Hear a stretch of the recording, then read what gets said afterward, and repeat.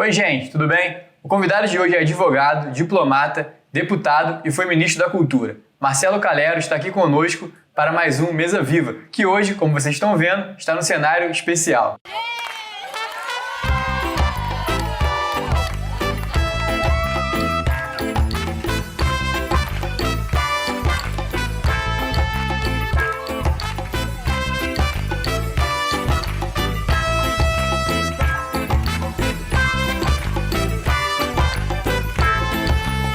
Deputado, é uma pergunta padrão que a gente faz quando recebe políticos, sobre como começou na carreira política partidária, na carreira política nesse sentido, né? Porque todo mundo já tem uma história anterior, como é que foi a sua trajetória até chegar a deputado?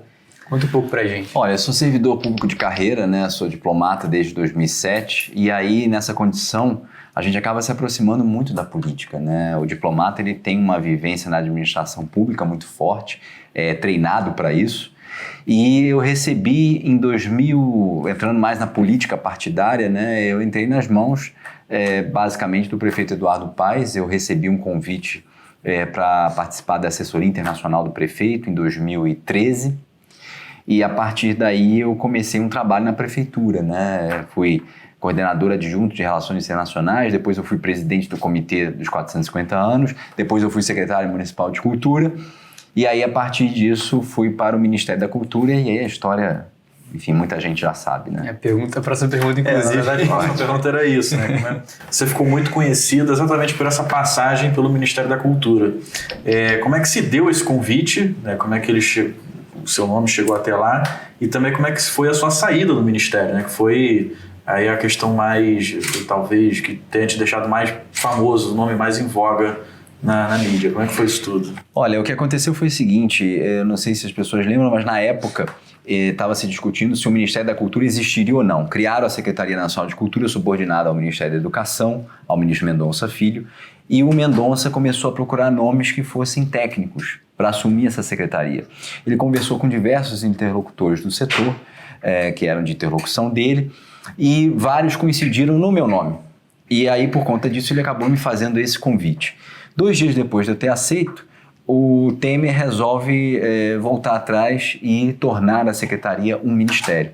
Então foi assim que eu acabei me tornando ministro da Cultura, né? O que a gente não imaginava naquela altura é que de fato essa turma do Temer ia ser tão proeminente no governo, né? Que ele trazia tantos compromissos, né, não republicanos para dentro do governo. E foi de fato o que aconteceu. Ali tinha uma questão muito clara, né, um edifício em Salvador sendo construído, e esse edifício, segundo o Ministério Público e segundo já o voto do ministro Fachin e do Celso de Mello, eram usados num esquema de lavagem de dinheiro do Gedel Vieira Lima. Então o Gedel vem até mim, começa a fazer pressão para que eu aprovasse junto ao IPHAN a construção daquele edifício e para mim ficou muito claro que o que eu deveria fazer ali. E de novo, eu como servidor público de carreira não tenho compromisso com maracutaia de governo de plantão, né? Eu tenho compromisso primeiro com o concurso que eu fiz, primeiro com a minha honra, segundo com o concurso que eu fiz, e em terceiro com o interesse público. Pelo amor de Deus, qualquer leigo via aquele edifício e sabia que aquilo ali não tinha como ser construído, mas fazia parte de um esquema de lavagem de dinheiro. Daí o interesse e a mobilização dele para que aquilo fosse aprovado, né? Então, eu fiquei muito tranquilo de tomar a decisão de sair do governo.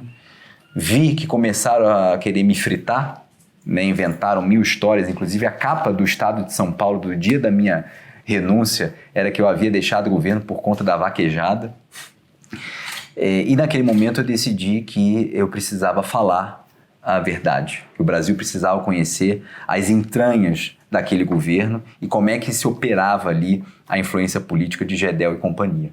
Entendi. Ainda um pouco nesse caso, você acha que mudou alguma coisa em relação a esse tipo de postura? Eu, naquela época, já me impressionava com a ousadia e a audácia do Gedel e do Temer em tratarem desse assunto comigo, porque imagina você, a gente estava no auge da Operação Lava Jato. Né, as manchetes de jornal se sucediam, fulano preso, busca e apreensão e tal. E ainda assim eles foram usados o suficiente para vir até mim e me pedir um absurdo daquele. Então, eu no coração eu guardo a esperança de que sim, a partir daquele caso, pelo menos assim, eu vejo, já recebi relatos de servidores públicos como eu, que falaram assim, olha, aquele caso me deu coragem para eu denunciar fulano de tal. Pelo menos se já tiver servido para isso. Porque no Brasil, isso é importante que a gente fale, não tem a figura do reportante do bem. O que é o reportante do bem? É justamente aquele servidor que fica a par de alguma maracutaia, não toma parte, se recusa a tomar parte e denuncia. É o contrário do delator. Porque o delator fez parte do rolo, né? Sim. O reportante do bem, não. Ele soube do rolo, foi convidado e não aceitou. Então, nos Estados Unidos, por exemplo, esse sujeito é protegido, ganha indenização. No Brasil, o cara fica na chuva, né? Então, pelo menos a gente tendo conseguido inculcar alguma coragem, né, como exemplo, isso já... Porque o exemplo arrasta, né? Isso já terá sido bom. Você se arrepende de ter ido para o Ministério, de ter aceitado o convite, de trabalhar no governo? Olha, arrepender é uma palavra forte. Eu acho que tudo acontece na vida com um propósito, né? Acho que havia ali um caminho a ser percorrido. Eu realmente acreditava que a gente ia conseguir fazer coisas muito interessantes naquele ministério, que tem um potencial enorme.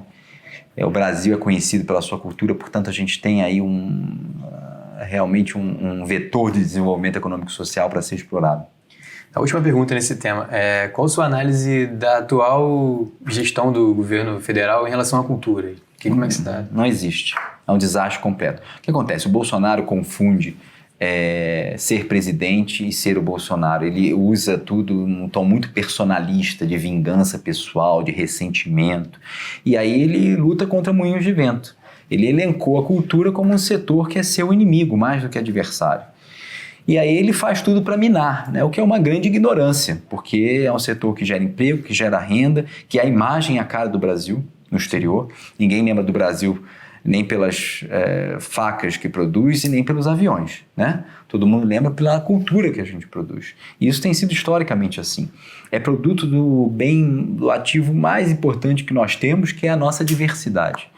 Então, infelizmente, o que a gente vê é um ministro Osmar Terra não sabe a que veio, ao contrário, é um ministro que é contra a cultura, né? Infelizmente, essa é meio que a tônica do Ministério do Bolsonaro, né? O ministro do Meio Ambiente é contra o meio ambiente, o ministro que cuida da cultura é contra a cultura, né? O ministro das Relações Exteriores é contra as relações exteriores, a loucura, né? Mas o Osmar Terra tem se revelado assim um censor, né? Um sujeito com uma pauta ali, uma agenda totalmente contrária aos valores mais elementares da civilização brasileira. Sim. Vamos entrar no tema eleição agora. Tá bem. Você já é citado como pré-candidato, não sei se você se coloca assim, você se coloca como pré-candidato a prefeito do Rio, ou é só... Eu acho que ninguém se coloca como pré-candidato, né? Pré. É isso, a gente está muito longe das eleições, a gente está... Enfim, Falta um ano. Falta um ano, eu acho que ainda é muito longe. Você sabe que o pessoal, às vezes, que trabalha muito com política, eu costumo dizer que é um pessoal muito ansioso, sabe?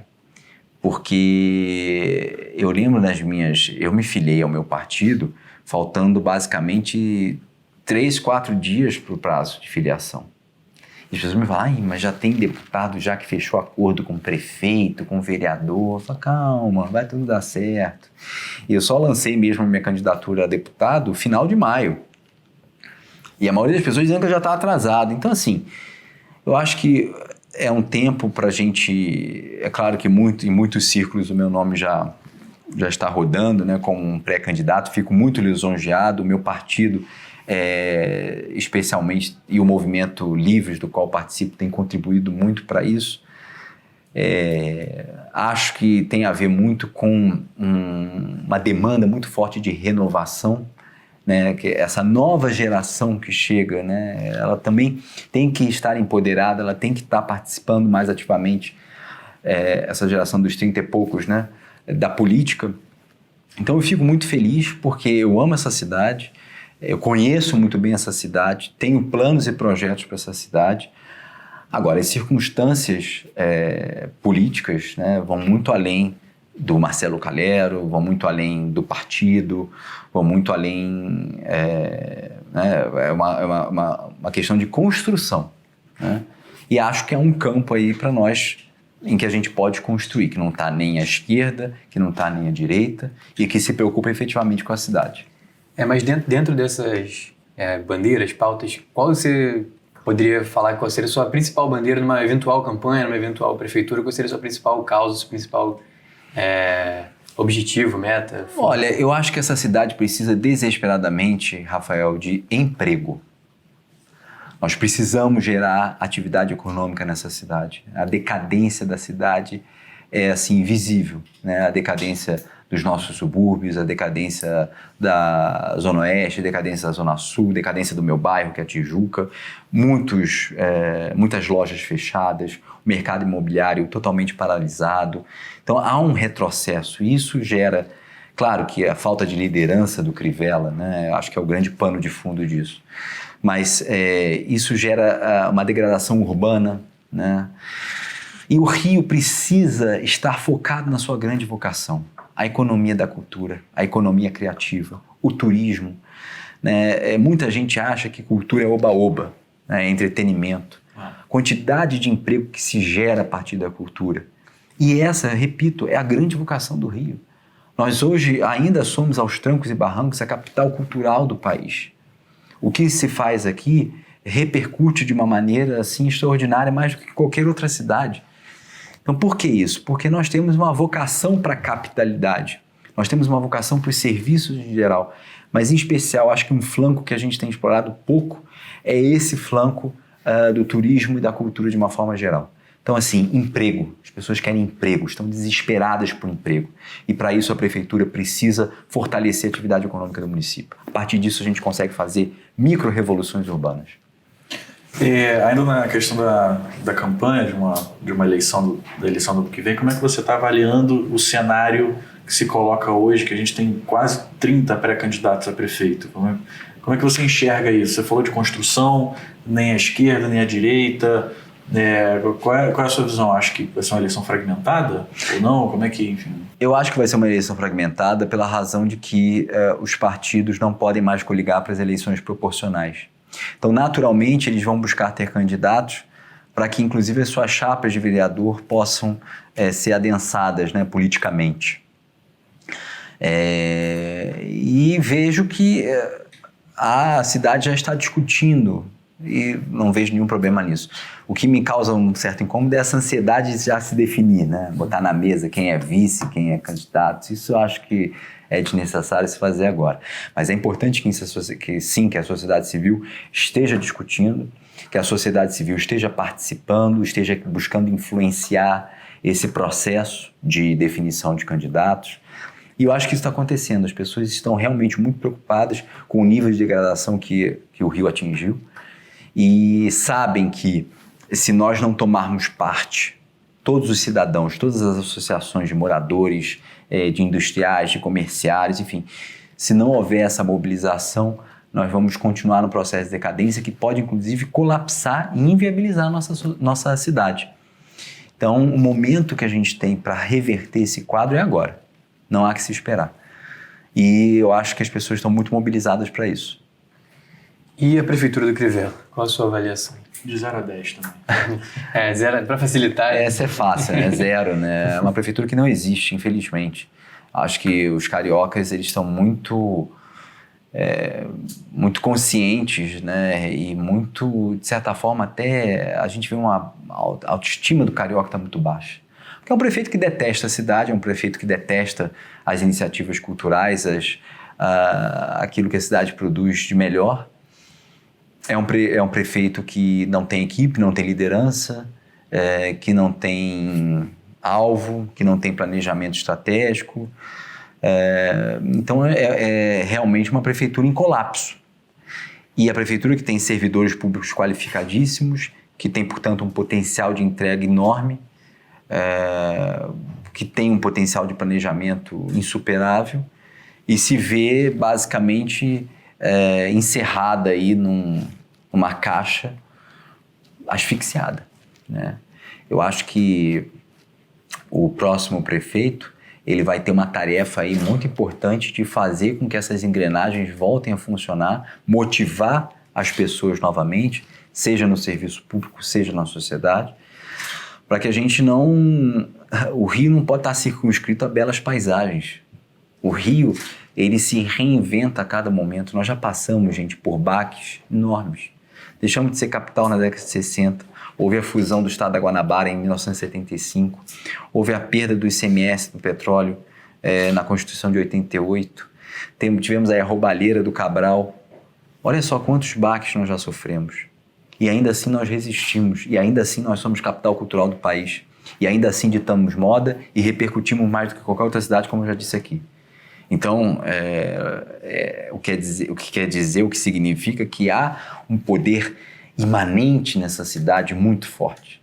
Só que a gente precisa aproveitá-lo. Marcelo, você já foi secretário de Cultura do Eduardo Paes, como você mesmo disse anteriormente. Já trabalhou junto da Mariana Ribas, que hoje é pré-candidata oficial do PSDB. Numa eventual candidatura sua, ou até mesmo deles, há a chance deles apoiarem o seu nome, ou o seu nome apoiar o nome deles, entrando também naquela lógica que você acabou de falar, né? Nem uma chapa nem à direita, nem à esquerda, mas uma construção. Você acha possível essa construção, ou no final das contas talvez seja o ideal fragmentar e cada um por via própria e no segundo turno ver? Acho que qualquer composição de chapa depende de conteúdo programático e depende de circunstância política. Nesse momento, eu acho muito importante que essas candidaturas estejam postas ou se esteja discutindo a respeito dela, porque qualifica o debate. Né? Cada um vai trazer a sua ideia, cada um vai trazer as suas perspectivas, as suas aflições, vai trazer aquilo que o partido que representa traz como demanda, o que é natural. Uma eventual convergência, e aí eu não vou me atrever de novo a dizer quem vai ser vice de quem, como é que vai ser a chapa, isso seria extremamente prematuro, mas eu sinto muito orgulho de ter participado da administração do prefeito Eduardo Paes, sinto muito orgulho de ter tido a colaboração da Mariana Ribas como a minha vice-ministra, antes como presidente da Rio Filme. São pessoas cuja trajetória eu conheço muito bem e que são minhas amigas, né? Então eu fico muito à vontade de ver um cenário com essas pessoas postas, né? E claro que nós conversamos muito. O que vai acontecer, de novo, é muito prematuro para a gente definir. Mas é uma conversa necessária. Todos estão imbuídos do espírito de que precisamos salvar a nossa cidade, né? Não se trata de um discurso, até esse termo ruim, é um discurso salvacionista, mas é um entendimento de que a cidade precisa estar longe dessas dinâmicas de polarização, dessas dinâmicas de divisionistas que tanto mal tem feito ao Brasil. É só olhar o que está acontecendo, né? Então a pauta tem que ser o Rio de Janeiro, definitivamente. E muitas vezes no Rio a gente olha mais para a problemática nacional do que para a problemática local. Nós precisamos, aí não é à toa que o nosso jornal principal, né, O Globo, Jornal do Brasil, né, vai para São Paulo, é o Estado de São Paulo. Por isso tem que ler o Diário do Rio. Exatamente. Vocês, em muito boa hora, fizeram essa iniciativa, porque é preciso ver sob uma perspectiva local. Você diz que ainda é prematuro, mas qual seria o prazo ideal dessa definição? Eu acho que mais para o início do ano que vem, né, lá próximo do Carnaval, a gente vai ter um cenário mais claro. Mais uns 5 meses. Eu acho que sim. Acho que o ciclo eleitoral começa ali por abril, quando você tem as filiações partidárias, né? Acho que a própria lei eleitoral já trouxe esse ciclo para os 6 meses anteriores às eleições, né? A gente precisa respeitar esse ciclo. Até para as coisas decantarem, amadurecerem, todos estarem com a ideia no lugar, né? Um projeto que seja consistente não se constrói com base em ansiedade. Você foi secretário de Cultura e certamente teve bem menos dificuldade do que quando foi ministro nessa mesma pasta. Eu queria que você falasse um pouco das suas realizações nessa área, nessa pasta, porque no Rio de Janeiro tem muita gente que no primeiro momento não votaria no Eduardo Paes, depois gente da cultura, e depois passou a gostar da gestão, e eu acho que isso passa muito por você, pelo que você fez, passou a gostar muito do governo do Paes por conta do que foi feito na cultura. Eu queria que você falasse um pouco sobre as suas realizações nessa área, nessa pasta. E a outra pergunta, que essa está na pauta, essa que eu fiz agora não está, é sobre a polarização, que você falou agora, sobre os extremos, você quer algo mais, pensa numa candidatura mais ao centro, uma coisa mais equilibrada. Queria que você falasse disso também, se você acha que isso vai ser um reflexo da eleição federal em 2022, que o Rio de Janeiro poderia ser tirar o Brasil desse debate de extremos e trazer mais para o centro, para um debate mais qualificado, mais voltado para as ideias e menos para os ataques. Se você acha que isso vai acontecer no Rio, isso vai refletir no país em 2022? Eu acho que sim, respondendo primeiro essa tua última pergunta, acho que o carioca está muito atento a isso. É uma população extremamente politizada que quer sim sair dessa polarização. As pessoas já estão saturadas dessa conversa, de um lado é bolsomito, de outro é Lula livre e o país, né? Como se as pessoas pertencessem a seitas, né? Como se tivessem políticos de estimação, como se fosse time de futebol, né? Então, e só duas torcidas. Exatamente. Como se tivessem vários times. Exatamente. Então, assim, a gente não pode deixar essas paixões se imporem no debate político. E acho, sim, que as eleições para a prefeitura, elas vão ser um momento que a gente vai ter oportunidade de deixar isso muito claro, de que essa polarização já basta, já chega, já causou dano ao país e que a gente não pode deixar que ela prevaleça. E vou trabalhar efetivamente para que isso ocorra, tá? Em relação às realizações, aí foram inúmeras, né? Eu cito aí desde o programa Bibliotecas do Amanhã, que a gente utilizou para modernizar as bibliotecas, até os programas de fomento que nós tínhamos à cultura, o Viva Cultura, o Viva Cidade, o programa Cidade Olímpica. Para o carioca, de maneira mais direta, nós tivemos o Passaporte dos Museus, tivemos o programa de reforma dos equipamentos públicos municipais de cultura, que foi o chamado Recultura, em que a gente reformou vários teatros, várias lonas culturais passaram a ser areninhas. Me lembro aqui da Arena de Bangu, da Arena ali de Realengo, do Malé, da Arena da Ilha do Governador, que já foi na gestão do secretário Júnior Perim. Eu gosto muito de um programa que não foi criação minha, foi criação da doutora Lia Baron, na gestão do meu antecessor, Sérgio Saleitão, mas que nós demos continuidade na minha gestão, que é o Programa de Ações Locais, em que a gente conseguiu empoderar, por meio de editais, e financiar vários projetos culturais pequenos, de fragilidade institucional, mas de uma grande repercussão nas comunidades em que aconteciam. Esse programa ele é paradigmático. Demos continuidade também aos projetos de cultura viva que aconteciam na cidade. Tínhamos uma interlocução muito importante com todos os setores, né? A Rio Filme tinha o seu trabalho de edital também. Enfim, eu acho que a principal, Rafael, é sempre difícil falar de si próprio, mas o nosso trabalho foi reconhecido. Eu ganhei prêmio da revista Veja Carioca do Ano, a cultura foi eleita, inauguramos o Museu da Manhã, né? Reformamos e reabrimos o Museu da Cidade, que também estava sob a nossa gestão. Enfim, eu acho que o principal é que nós tínhamos interlocução. Nós éramos um gabinete aberto. Todas as pessoas sabem disso. Nós tínhamos o diálogo. Nós ouvíamos as demandas. Nem sempre conseguíamos desenrolar, né? Ou seja, dar uma resposta tão efetiva quanto as pessoas esperavam. Porque a administração pública é isso. Há muitos percalços, muitos obstáculos, mas em todo caso nós sempre ouvíamos. Nós sempre procurávamos chegar a um entendimento, né? Eu vejo aqui do lado o Teatro Serrador, por exemplo, fechado, né? Teatro que nós inauguramos e tal, aí me falam que no lugar dele vão abrir teatros na Zona Norte, mas não tem que ser no lugar, né? Tem que ser além, né? É um custo muito baixo para a prefeitura e o quanto estimula as comunidades locais, né? A presença de um equipamento público de cultura, enfim, acho que agora, para isso, nós tínhamos, de fato, um apoio essencial do prefeito. Há que se reconhecer totalmente, do prefeito Eduardo Paz, que garantia a nossa pasta orçamento, e com isso nós conseguimos trabalhar. Deputado, você é diplomata de carreira, né, fez o concurso e provavelmente ainda fica atento a esses temas, né, da diplomacia, das relações exteriores. Como é que você está enxergando esse episódio do presidente Bolsonaro indicar o filho Eduardo para a embaixada nos Estados Unidos e agora com toda essa crise dentro do PSL, provavelmente não indicar, e a gente até hoje está há mais de 120 dias, se eu não me engano, sem embaixador nos Estados Unidos? Falta no Brasil uma grande dose de republicanismo, né? As decisões tomadas não por conta de interesses pessoais ou personalistas, mas a favor do interesse público. Isso é uma coisa tão simples, né? Claro que o caso da nomeação do Eduardo, Felipe, não Rafael. Rafael é o nome do meu irmão. Mas Felipe é um caso de nepotismo, óbvio, né? Dos mais claros possíveis, né? E o que me impressiona são as narrativas que são criadas para justificar isso, inclusive desmerecendo o próprio Itamaraty, dizendo que no Itamaraty só tem diplomata de esquerda. Então é um nível de loucura tão grande, e o pior é que ainda existem pessoas que compram essa narrativa. Pelo amor de Deus, gente, vamos novamente tentar um mínimo de neutralidade e isenção aqui e ver que os absurdos precisam sim ser apontados e criticados, independente da posição política que você tenha, né?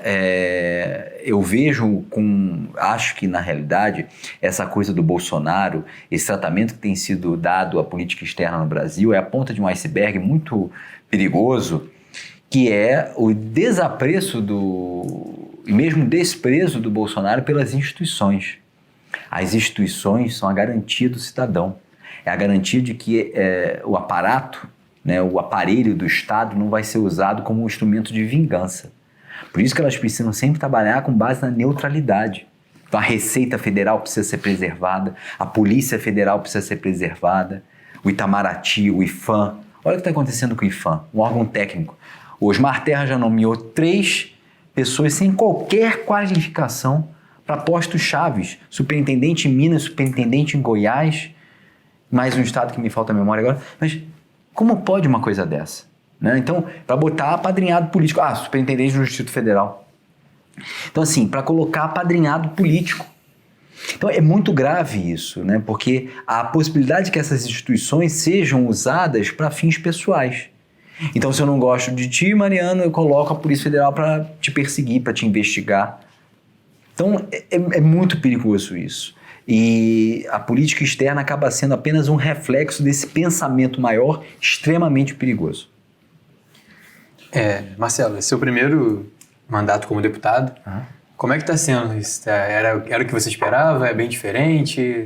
Olha, Felipe, eu acho que, de certa forma, era o que eu esperava.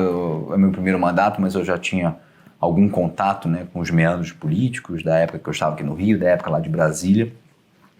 E essa legislatura veio com uma responsabilidade muito maior por conta do índice de renovação que houve.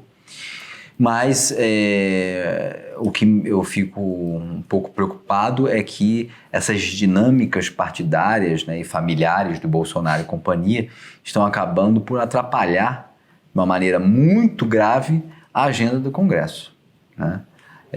A agenda da Câmara dos Deputados. Então, a gente está sem saber exatamente o que vai acontecer, né?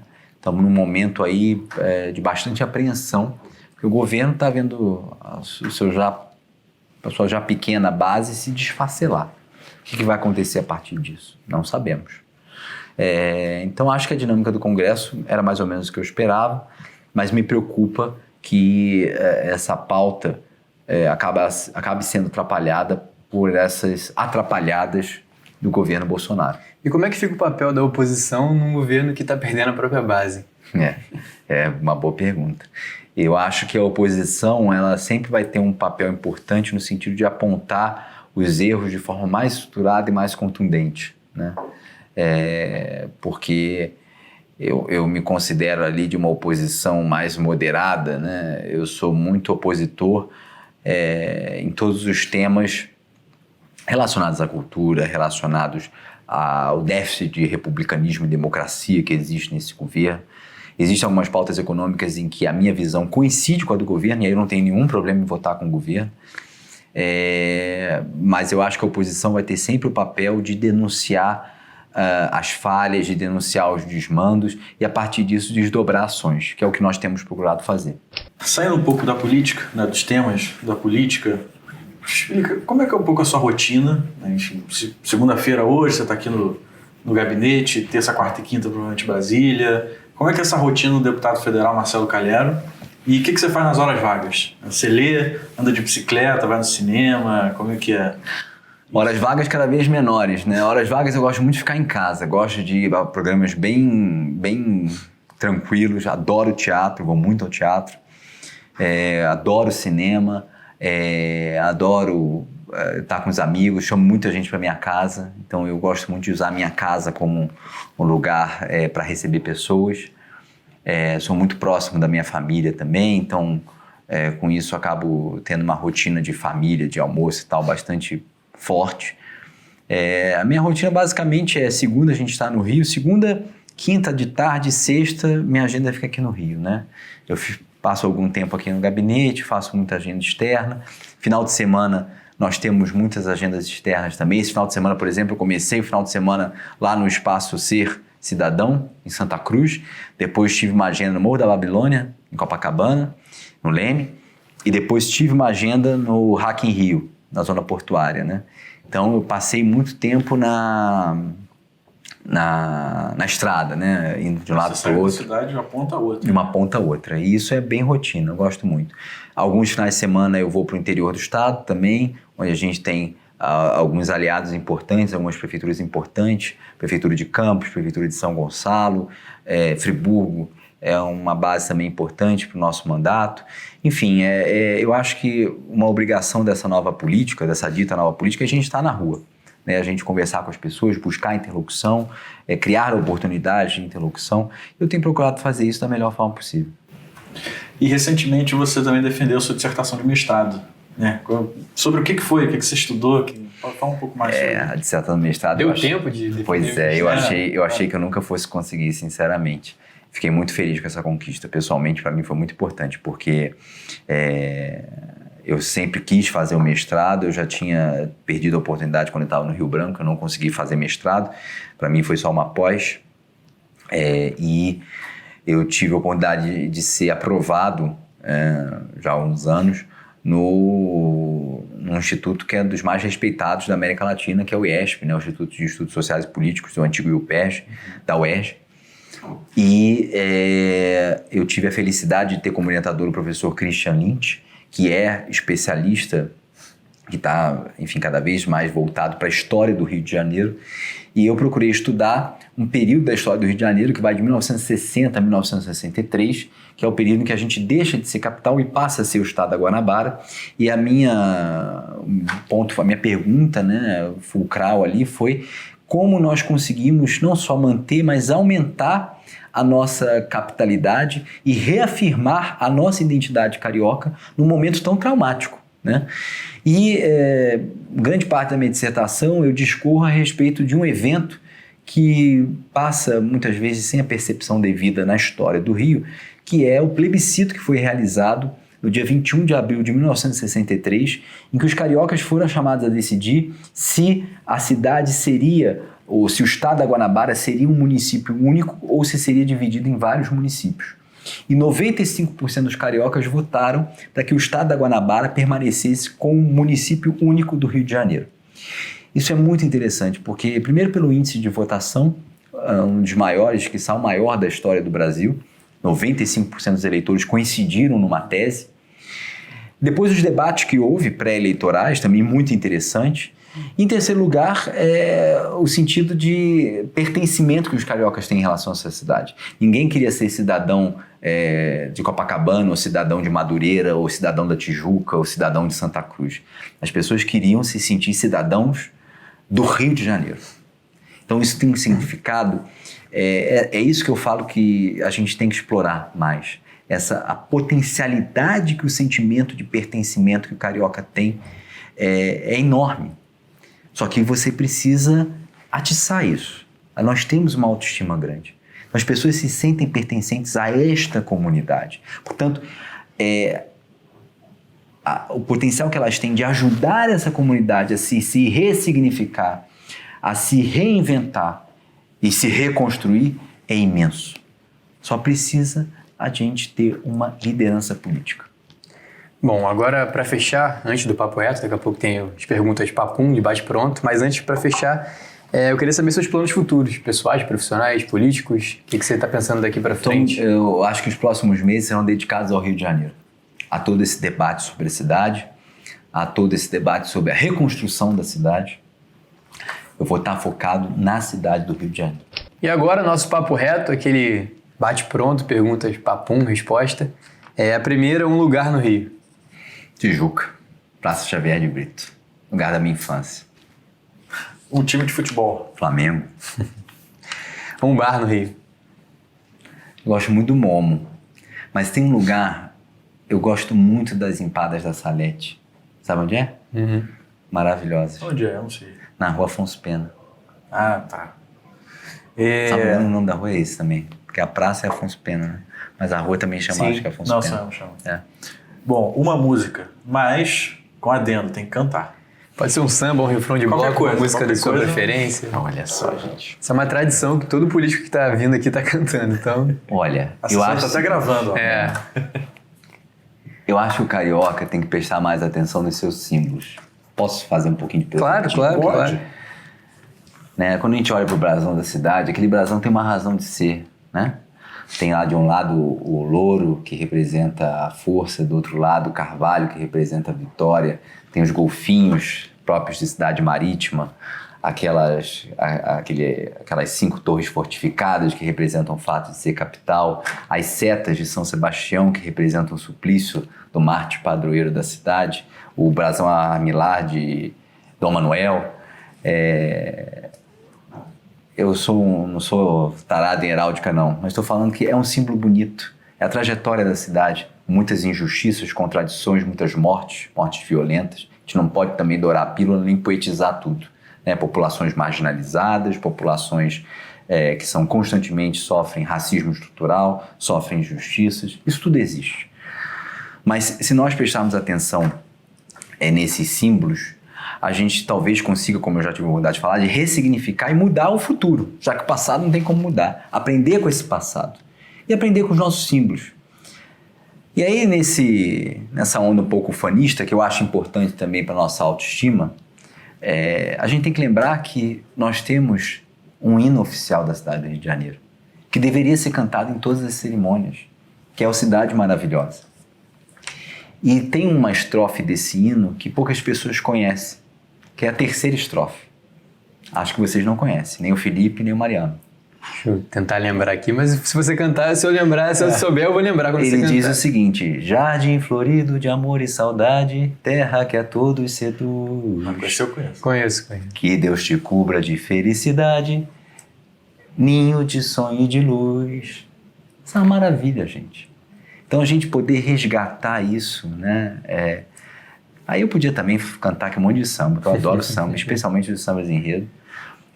É uma constante cantar em samba, os políticos puxarem algum os samba. políticos adoram, mas os sambas mais antigos, eu gosto dos mais recentes, dos mais antigos. Tem uns sambas que... Tem um samba especial da Em Cima da Hora, que eu acho que é um samba denúncia que a Jovelina Pérola Negra gravou.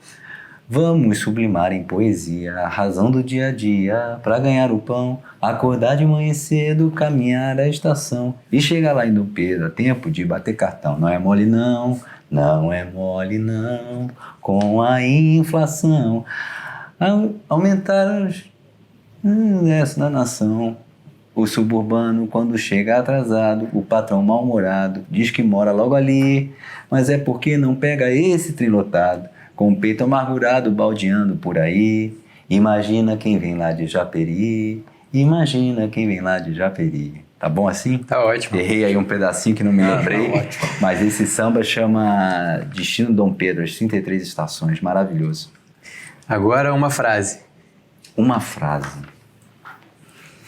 Tem uma frase que eu gosto muito do embaixador de um dos maiores chanceleres que nós já tivemos na nossa história, que é o... Oh, meu Deus, esqueci o nome dele agora. Mas, enfim, ele tem uma frase que diz assim: uma das maiores tradições do Itamaraty é saber reinventar-se. É o Silveirinho. Na verdade, Silveirinho é o apelido. O nome dele mesmo é...